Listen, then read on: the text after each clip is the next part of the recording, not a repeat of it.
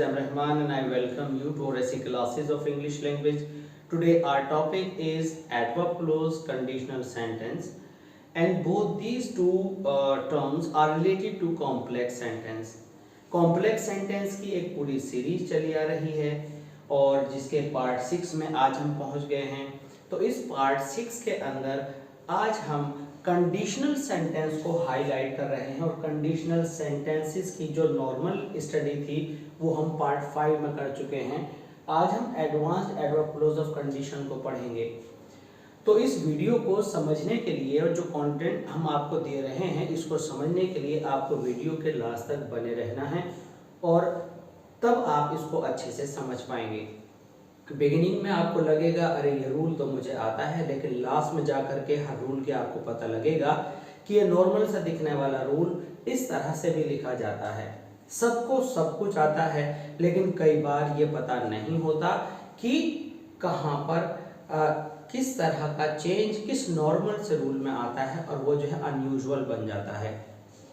अगर आपने अभी तक हमारे चैनल को सब्सक्राइब नहीं किया है तो सब्सक्राइब आप जरूर कर लें, बेल आइकन को हिट कर लें और लाइक और शेयर जरूर कीजिएगा। आइए शुरू करते हैं एडवर्ब क्लोज के कंडीशनल सेंटेंस का एडवांस्ड फॉर्म। हमने यहाँ पर एक एग्जाम्पल लिया है, अगर आप मेरी बात मानेंगे तो सफल होंगे। हम सिस्टमैटिक वे में हर बात को समझेंगे। देखिए, आपने प्रीवियस लेक्चर में सुना था कि जब आपका इफ कंजंक्शन के साथ यहाँ पर फ्यूचर आता है तो फ्यूचर को आप प्रेजेंट में चेंज कर लेते हैं और अगले पार्ट में तो के लिए कॉमा लगता है अगर आपको तो लगाया है, और अगले पार्ट में आप विल और शैल जो कि फ्यूचर इंडेफिनिट की आइडेंटिफिकेशन रखते हैं के वर्ब के फर्स्ट फॉर्म के साथ आप इसको यूज करते हैं। ये स्पेशल बात आपको याद रखनी है, फ्यूचर यूज नहीं करना। आपको फ्यूचर इंडेफिनिट अगर दिया गया है तो आप प्रेजेंट इंडेफिनिट को की तरह से उस वर्ब को यूज करते हैं और आगे का हिस्सा आपका एज इट इज रहता है।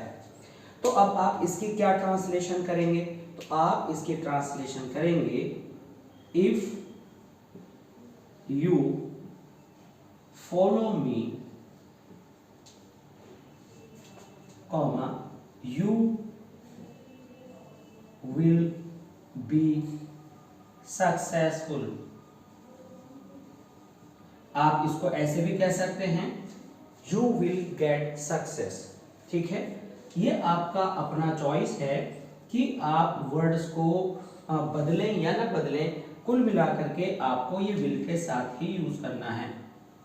You will get success. तो जो जहां पर आपके सेम मीनिंग्स आते हैं वहां पर जैसा आप चाहें वैसा करें, लेकिन मेन बात यह है कि यहाँ पर जो है ये प्रेजेंट इंडेफिनिट आ गया और आगे आपका फ्यूचर आ गया। ये स्ट्रक्चर पीछे हमने सीखा था और आज हम सीखने वाले हैं कि इस तरह की कंडीशन में जब फ्यूचर और पास्ट का कॉम्बिनेशन हो तो आप क्या करते हैं, आप इसको इस तरह से भी लिख सकते हैं शुड यू। ठीक है, और जो आपका आगे का जो पूरा पार्ट है वो इस तरह से लिखा जाएगा शुड यू फॉलो मी। अब यहाँ पर आपने कॉमा लगाया और जो आपका बाद का पार्ट है यू विल बी सक्सेसफुल, ये आपका एज इट इज रहेगा। तो यहाँ पर जो आपने ये पार्ट देखा, ये जो आप यहाँ पर और वाला फॉर्म पढ़ रहे हैं, ये आपके लिए बहुत इंपॉर्टेंट है। Should you follow me, you will be successful. तो जैसा कि वर्ड हमने एडवांस्ड लिखा है वह आपको इस स्टडी, इस टीचिंग, इस लेसन को देने के लिए था। तो आप फ्यूचर को प्रेजेंट इंडेफिनिट में जिस रूल में बदलते हैं उसको आप शुड यू या शुड ही बिगिनिंग में शुड यूज करके आप बना सकते हैं। इसका जो वर्जन है ये बिल्कुल पहले वाले रूल के इक्वल है और एब्सोल्युटली करेक्ट है। इसके आगे अब हम सीखेंगे कि अगर हमने नहीं लगा दिया तो क्या करना है। थोड़ी देर के लिए हमने ये मान लिया कि हमने अब की बार इस सेंटेंस में नॉट ऐड किया है इफ के साथ, हमने नॉट ऐड किया है किसके, इफ के साथ, ठीक है। और ये वाला जो सेंटेंस था ये विदाउट नॉट था, ठीक है, और ये विद नॉट है, ठीक है। अब हम क्या करेंगे, अगर आप मेरी बात नहीं मानेंगे तो सफल नहीं होंगे या असफल हो जाएंगे। तो इसको हम किस तरह से लिखेंगे, अब की बार हम सेंटेंस का जो सब्जेक्ट है उसे भी बदल लेते हैं और हमने लिखा if he does not follow me comma he will fail. हमने सेंटेंस को शॉर्ट कर लिया है, यहां पर हमने अब की बार डज नॉट लिया है और यहां पर वही फ्यूचर हमने दिखाया है।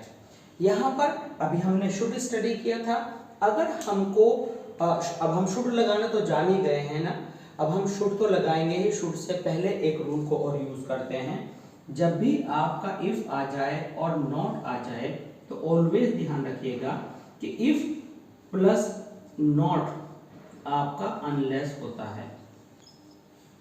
अनलेस को कैसे यूज करेंगे आप, अनलेस को आप यूज करेंगे इफ की जगह आपने अनलेस लगाना है, अनलेस।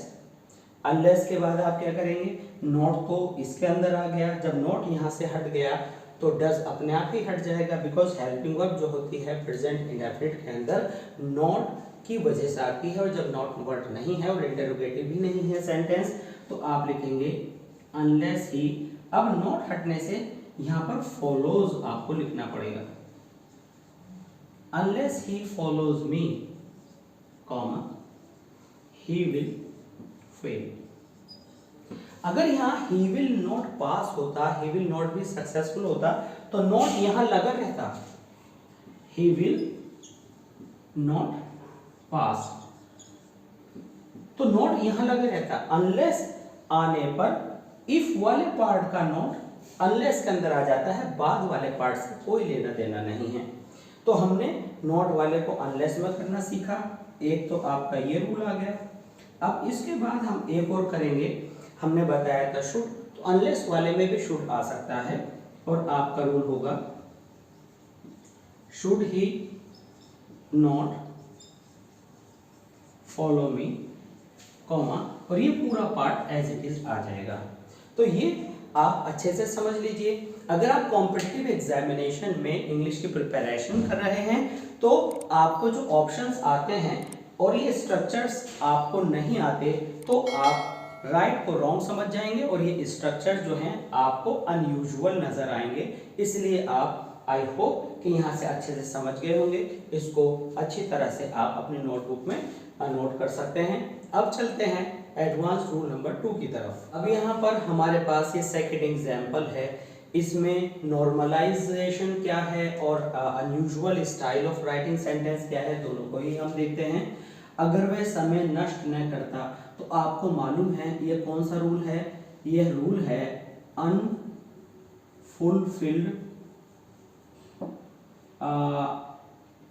Unfulfilled wish. इच्छा है लेकिन हो नहीं पाया, अनफुलफिल्ड इमेजिनेशन है कि ये जो सोची है बात ये पूरी ही नहीं हुई। तो यहाँ पर आप इसको याद करते हैं कि ये पास्ट के तौर पर यूज हो रहा है और इसमें अब पॉसिबल नहीं है पूरा करना। तो ग्रामर के तौर पर इसका आपका जो स्ट्रक्चर हुआ करता था वह क्या होता था, आप करते थे इफ के साथ पास्ट परफेक्ट, और पास्ट परफेक्ट का मतलब मालूम है क्या होता है, हैड के साथ आप वर्ब की थर्ड फॉर्म लगाते हैं और अगले पार्ट में वुड हैव आप लगाते हैं और वुड हैव के साथ आप वर्ब की थर्ड फॉर्म लगाते हैं। कई बार ये भी देखा गया है कि वुड की जगह आप माइट भी यूज कर सकते हैं और कुड भी यूज कर सकते हैं, लेकिन मेरे अकॉर्डिंग अगर मैं तीनों आ जाएं हम प्रेफर करें तो हम वुड हैव को प्रेफरेंस देंगे।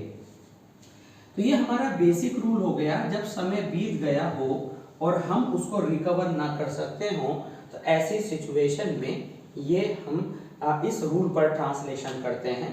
अब सबसे पहले हम ट्रांसलेशन करेंगे, अगर वह समय नष्ट न करता, तो इसकी ट्रांसलेशन आप यहाँ पर देख सकते हैं, इफ ही हैड नॉट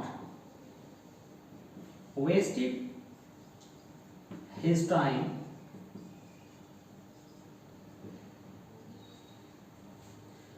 तो कामयाब हो जाता, ही वुड हैव, और होने की जो थर्ड फॉर्म होती है तो वह बीन होती है, he would have been successful। ठीक है, तो यहां पर आपका would have been successful आ गया। यहां पर आपने देखा कि head के साथ आपने नॉट लगाया। अब इसको हम किसमें, अनलेस में फिर लिखेंगे। अभी जैसे कि आपने रूल नंबर 1 में अभी देखा था कुछ मिनट पहले, तो हम यहाँ लिखेंगे अनलेस का मतलब हुआ कि आपका जो इफ वाला पार्ट है और इसका जो नॉट है दोनों मिलकर के आपको अनलेस लगाना होता है। तो यहाँ से जब आपने इफ हटा दिया और नॉट हटा दिया तो आपका ही और हैड बचा। तो इस तरह से आपका क्या रूल बना, इफ की जगह आपने यहाँ पर अनलेस लगाया, unless he had wasted his time, और बाद का जो पूरा पार्ट है आप एज इट इज कॉपी करते हैं वुड हैव वाला। तो यहाँ पर अनलेस आया, अनलेस के बाद आपने अपना सब्जेक्ट वही लिखा, ही लिखा, हैड लिखा और वर्ब आपने लिखा और rest part of the sentence और दूसरी पूरी clause as it is copy कर दी। बस आपने नोट की जगह यहाँ पर अनलेस लिखा। इसका एक दूसरा रूप और ये भी हो सकता है कि आपका जो ये हेड था, आप इसको यहाँ पर क्या करते, हेड, और हेड के बाद आप लिखते ही not wasted, had he not wasted his time, comma he would, और ये वाला जो सारा पार्ट है आपका एज इट इज रहेगा, यही वाला पार्ट आपका यहाँ पर पूरा आ जाना है। तो अगर आप हैड बिगिनिंग में लिखते हैं तो ये कंडीशनल सेंटेंस को ही रिप्रेजेंट करता है। आपको ये कंफ्यूजन अपने माइंड में लाने की जरूरत नहीं है कि ये इसके अंदर कोई इंटरोगेशन आ गया, ये हेल्पिंग वर्ब पहले आने की वजह से ये इंटरोगेटिव सेंटेंस हो गया। कभी भी स्पॉटिंग एरर में आप वुड हैव और थर्ड फॉर्म की को पेयरिंग कर लीजिए हेड प्लस थर्ड फॉर्म वाले पार्ट से, तो हेड जो है आपका कंजंक्शन की तरह इफ की प्लेस पर काम करता हुआ नजर आ जाएगा। इसी सेंटेंस को हम अभी एक और तरह से लिख सकते हैं, ठीक है, और वह तरह क्या हो सकती है, आप यहीं पर अभी अच्छे से देखेंगे कि कितना स्ट्रक्चर बदल जाता है और बिल्कुल ऐसा लगता है जैसे मानो कि यह वह सेंस दे ही नहीं रहा जो कि पुराना सेंस दे रहा होता है। तो हम यहां पर लिखेंगे but for his wastage of time, ये वाला पार्ट एज इट इज फिर दोबारा से पूरा आ जाएगा, he would have been successful.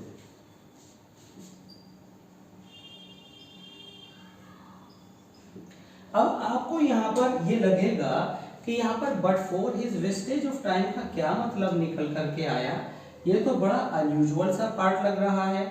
तो इस पूरे का मीनिंग जो निकल करके आएगा आप यहाँ पर देखेंगे, बट फॉर का मतलब होता है कि ऐसी अनफुलफिल्ड इमेजिनेशन जो हम कर नहीं पाए, जिसके लिए हम पछताने के सेगमेंट में खड़े हुए हैं, पछता रहे हैं। तो बट फॉर का मतलब होता है if plus subject plus head और नॉट और थर्ड फॉर्म। तो अगर कभी भी आपको बट फॉर वाला पार्ट सामने आ जाए तो हमेशा याद रखिएगा कि बट फॉर का मतलब होता है इफ का पार्ट जिसमें सब्जेक्ट, जिसके अंदर हेड प्लस नॉट और जो मेन वर्ब की थर्ड फॉर्म है, इस की जगह बट फॉर आप लगाते हैं। ये नेगेटिव होना जरूरी है, तो हम क्या करते हैं कि बट फॉर के बाद इस वर्ब की थर्ड फॉर्म को बट फॉर के बाद नाउन बना देते हैं। तो हमने जो यहाँ पर क्या था, आप देखेंगे वेस्टेड टाइम वर्ब दे रखा था, तो हमने उसको क्योंकि फॉर प्रीपोजिशन के बाद एडजेक्टिव पॉजेसिव केस के बाद वेस्टेज बना दिया। तो वेस्टेज बनाने के बाद आपने बट फॉर वाले रूल को अब अच्छे से समझ लेना है। हम एक एग्जांपल और ले सकते हैं। हमने कहा but for your help I would not have been successful. तो बट फॉर योर हेल्प का क्या मतलब हुआ? बट फॉर योर हेल्प का मतलब हुआ if you had not, your का यू बन गया, हेल्प जो कि मैंने नाउन की तरह से दिखा रखा है, वर्ब बनाएंगे आप। If you had not help me I would not have been successful. तो आई होप कि रूल आपको अच्छे से समझ में आ गया होगा। अब इसी तरह से हम उस इमेजिनेशन को लेंगे जिसमें होने की संभावना अभी है, जिसमें हम बी की फॉर्म वर यूज करते हैं। आइए देखते हैं। हमारे पास यहाँ पर तीसरा एग्जाम्पल है, इसका नाम हमने रखा है इमेजिनेशन। इमेजिनेशन फ्यूचर को लेकर के। पिछले एग्जाम्पल में ऐसी इमेजिनेशन थी जिसको हमने अनफुलफिल्ड इमेजिनेशन कहा था, जिसके होने की, जिसको पूरा करने की कोई संभावना नहीं बची थी क्योंकि समय गुजर चुका था। इसमें अगर मालदार हो जाए, मतलब अभी हो जाएगा, हो सकता है, तो फ्यूचर से रिलेटेड है। तो अब ऐसे केस में हम क्या करते हैं, यहाँ पर आया होने की इंग्लिश होती है बी, और बी को हम was were is are am से डिस्प्ले करते हैं। ठीक है, यहाँ पर हम क्या करते हैं, यहाँ पर हम एक स्पेशल केस वर लगाते हैं इमेजिनेशन में। तो आप इफ लगाते हैं, सब्जेक्ट लगाते हैं, वर लगाते हैं, जो भी कोई आपका एडजेक्टिव वगैरह हो वो लगाते हैं, कॉमा लगा करके अगले पार्ट में केवल और केवल इमेजिनेशन से रिलेटेड मॉडल आप वुड लगाते हैं और वर्ब की फर्स्ट फॉर्म के साथ सेंटेंस पूरा कर लेते हैं। ठीक है, तो अगर वह मालदार हो, इफ ही वर रिच, क्योंकि होने की इंग्लिश वर आएगी, सिंगुलर है तो वर आएगी, प्लूरल है तो वर आएगी। और अगले पार्ट में आपके पास चॉइस नहीं है कि ही के लिए विल का वुड करें, आई के लिए शैल का शुड करें, या अगर नहीं भी है तो शुड करें। आपको only and only would use करना है। He would serve the society. अब यहाँ पर सोसाइटी को पूरा करने के बाद अब हम एक नेगेटिव सेंटेंस लेते हैं। हमने नेगेटिव सेंटेंस लिया इफ। अब यहाँ पर नेगेटिव सेंटेंस लेने से पहले इसका जो एडवांस्ड फॉर्म है उसको समझ लेते हैं। वह क्या होगा, ये जो आपका ही है और ये जो आपका इफ है, तो आप इस इफ को यहाँ से हटा देंगे और इस हेल्पिंग वर्ब को इस ही से पहले ले आएंगे। तो आप इस सेंटेंस को ऐसे भी लिख सकते हैं, were he rich he would serve the society. तो ये आपका ये वाला रूप, ये आपका एडवांस स्टाइल के अंदर आएगा और इसका सेम मीनिंग वही निकलेगा जो इस सेंटेंस का निकल रहा था।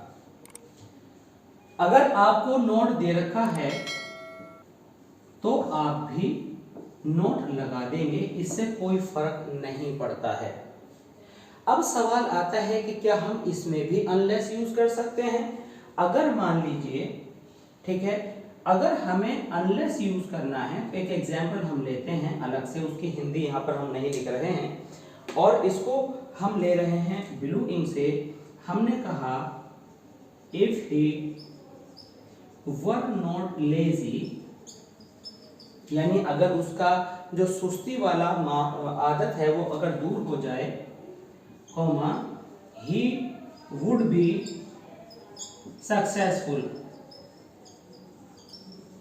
तो आप इसको कैसे लिख सकते हैं, बिल्कुल वैसे ही, नॉट हटाया आपने, इफ हटाया, आप लिखेंगे अनलेस ही वर लेजी। तो ये सारा पार्ट एज इट इज। और अगर आप चाहें तो वर ही नॉट लेजी, और ये सारा पार्ट आपका एज इट इज कॉपी हो जाएगा। तो ये सेंटेंसेस आपको बहुत अच्छे से समझ में आ रहे होंगे, क्लॉजेस, एडवर्ब क्लॉज बेस्ड अच्छे से समझ में आ रही होंगी। अब देखते हैं कुछ दूसरे रूल्स और उनके एग्जांपल्स। अभी इस पार्ट में जैसे कि हम इमेजिनेशन को लेकर के बात कर रहे थे, हमने यहाँ पर एक सेंटेंस ऑलरेडी लिख लिया है जिससे कि टाइम हमारा बच जाए। If you are not in poor health, अगर वह पुअर हेल्थ में नहीं हो, यानी है ऐसा हो सकता है फ्यूचर में कि वह पुअर हेल्थ में नहीं हो, तो वह हम सबको इनवाइट करे। ठीक है, तो अब यहाँ पर हम क्या करने वाले हैं, if he were not in poor health का मतलब हुआ कि अगर वो अच्छी हेल्थ में है तो हमें इनवाइट कर लेगा। तो हम इस वाले पार्ट की जगह हम लिखेंगे बट दैट ही इज।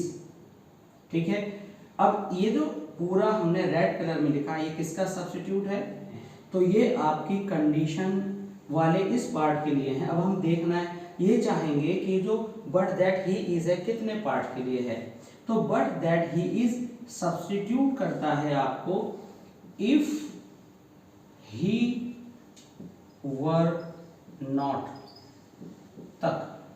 अब इसके आगे का सेंटेंस क्या होना है, इन पुअर हेल्थ, आपने कॉमा लगा देना है, ही एज इट इज आपने दोबारा लिख देना है। तो यहाँ पर ध्यान देने की बात है, ध्यान देने की बात यहाँ पर है, ध्यान देने की बात क्या है, बट दैट, लेकिन वह पुअर हेल्थ में है और वह हमको इनवाइट कर ले, तो कर लेता या कर लेगा, तो आज की सिचुएशन को, यानी कारण यह है कि वह पुअर हेल्थ में है, अगर ऐसा ना हो तो वह हमें इनवाइट कर ले। तो आप ये जो वर्ब का आपने यहाँ पर रूल यूज किया है, इसकी जगह पर आप बट दैट के साथ सब्जेक्ट लगाकर इज आर एम लगाकर अकॉर्डिंग टू योर सब्जेक्ट आप इसको आगे पूरा सेंटेंस लिख सकते हैं। ये आपका एडवांस्ड फॉर्म है। अब यहाँ पर समझने की बात यह है कि आपको वर्ब नहीं लिखना है, आपको यहाँ पर इज करना है। और बट दैट कभी कभी सेंटेंस इंप्रूवमेंट में, सेंटेंस करेक्शन में आपको अंडरलाइन करके जो ऑप्शन देते हैं, तो आपको इस वर्ब वाली इमेजिनेशन की क्लॉज चुननी है। और जिस पार्ट में आपका इफ लगा है वह पार्ट एडवर्ब क्लॉज ऑफ आपकी कंडीशन कहलाती है, या आप सीधे सीधे से बोलें तो वह आपकी सबऑर्डिनेट क्लॉज होती है। अब देखते हैं तो दूसरे एग्जांपल्स। अब इस एडवांस फॉर्म के फोर्थ नंबर सेंटेंस के एग्जांपल में हम देख रहे हैं कि अब तक हमने इफ लगा करके कंडीशनल सेंटेंस देखा, हमने जो है अनलेस लगाकर कंडीशनल देखा, शुड लगाकर देखा। अब हमें हमारे पास एक बिल्कुल अलग तरह का यहाँ पर एक सेंटेंस आने वाला है। वह सेंटेंस है, have you paid your fare, have you paid your fare, और फिर नेक्स्ट स्लेस लिखेंगे, then you can come in। अब यहाँ पर दोनों सेंटेंसेस अलग अलग हैं, लेकिन ये बात पूरी लिंक करती है कंडीशनल सेंटेंस को। हमने कहा by an interrogative sentence followed by an imperative one. इसको आप किस तरह से लिख सकते हैं, if you have paid your fare comma you can come इन।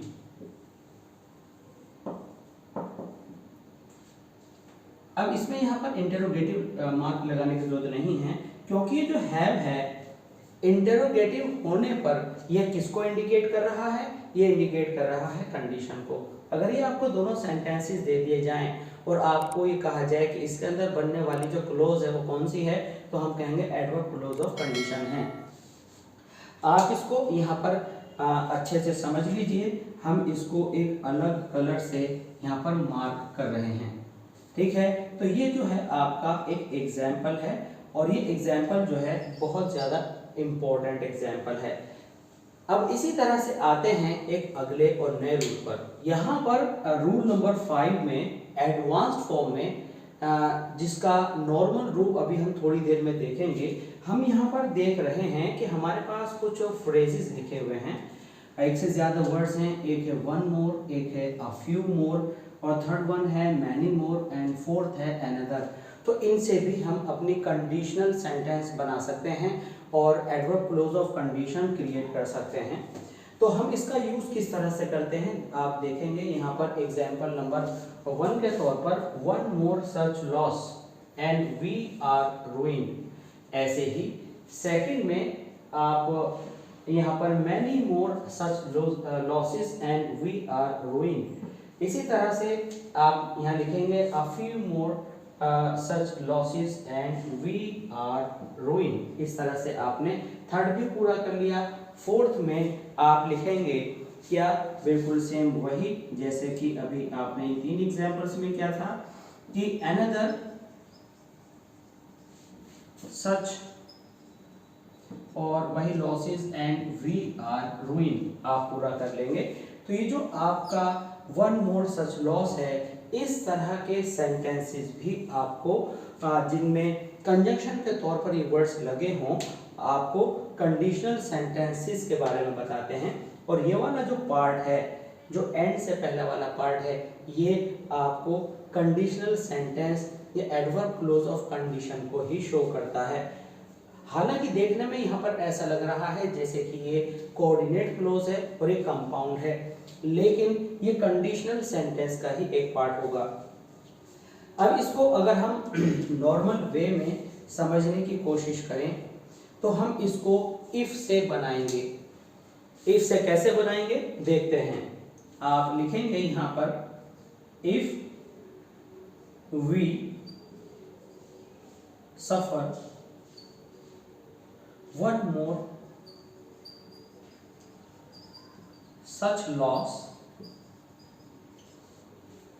यहां से एंड हट जाएगा, कॉमा आप लगाएंगे, वी यहां पर सॉरी वी लिखना है आपको, वी विल या शैल रूइन। अगर आपको लगता है बर्बाद होने ही हैं तो आप वी के साथ वी लगाएंगे, नहीं तो शैल लगा सकते हैं। अब हमने इफ लगाया तो हमने यहाँ पर कॉमा लगाया और एंड को जो है यहाँ से हटा दिया, और इफ हमने इस जगह पर यहाँ के लिए लगाया है। तो इस तरह से ये सारे आप इफ में ढालकर भी बना सकते हैं। इस एडवांस रूप को आगे और अभी समझते हैं। यहाँ पर हम 6 पार्ट ले रहे हैं और हमने इफ की जगह कंजंक्शन लिया है वेदर और। इसका क्या मतलब निकलता है? इसका मतलब होता है आप करें या न करें, इज इक्वल टू हमने कहा यदि कुछ भी स्थिति बनती है। तो हमने कई बार एक बात बताई है, यदि कुछ भी स्थिति बनती है। हमने कई बार एक बात बताई है कि जब भी हम ट्रांसलेशन करते हैं सीधे सीधे वर्ड्स का नहीं करते। एक बात एक तरह से कही गई, वही बात कंडीशनल में जा रही है। यदि कुछ भी स्थिति बनती है देखकर कंडीशनल जैसा लगता है, यहाँ पर बिल्कुल नहीं लगता। तो अगर आपको एग्जाम के अंदर ये कंजंक्शन दे दें और आपको क्लोज का टाइप पूछें तो आप एडवर्ब क्लोज ऑफ कंडीशन बोलेंगे। सेंटेंस है आई यानी आई मैं पढ़ाऊंगा, तो आप लिखेंगे वेदर ही कम्स और not, I teach, I shall teach या आई विल टीच, जैसे कि हम ऑलरेडी पहले बता चुके हैं। तो यहाँ पर आप क्या करने वाले हैं, आपने यहाँ वेदर लिखा और फिर आपने प्रेजेंट इंडेफिनिट लिखा और नोट आपको लगाना है तो की जगह पर आपने कॉमा लगा दिया और आई टीच। तो ये वेदर जो है आई या ना आई के सेंस में आप यूज करते हैं। तो ये वेदर को आप जान लें कि वो एडवर्ब क्लोज ऑफ कंडीशन के अंदर आती है। अगर आपको ऑप्शन दिया जाए तो आप इस क्लोज का चयन करेंगे।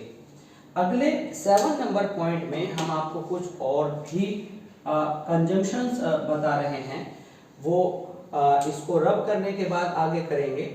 समझते हैं। पॉइंट नंबर 7 में जो हमारे अगले कंजंक्शन हैं उसमें आप इफ की जगह लिख सकते हैं इन केस, प्रोवाइडेड दैट, ये सब इफ के ही रूप हैं। एक एग्जांपल ले लेते हैं, इन case you do not work, Hindi में सरल से बोलेंगे, अगर माना कि आप काम नहीं करेंगे तो क्या मैं नहीं पढ़ाऊंगा। In case you do not work shall I not teach.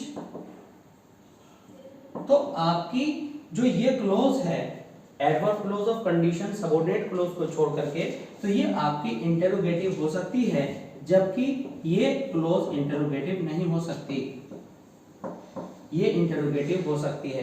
तो इनमें से कोई सा भी कंजंक्शन आप यूज कर सकते हैं।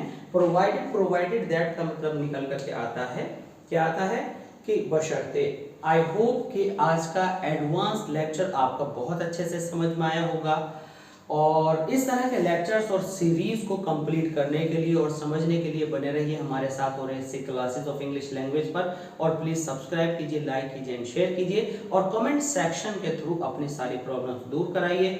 जल्दी ही शुरू करने वाले हैं दूसरी सीरीज, और साथ साथ में बोर्ड प्रैक्टिस सेट और कॉम्पिटिटिव एग्जाम्स के जो प्रैक्टिस सेट्स हैं उनको हमारे साथ सॉल्व करते रहिए और बेहतरीन मार्क्स अपने गेन करते रहिए। मिलते हैं जल्दी ही दूसरी वीडियो, दूसरी सीरीज में। Thanks for being with us, thanks a lot.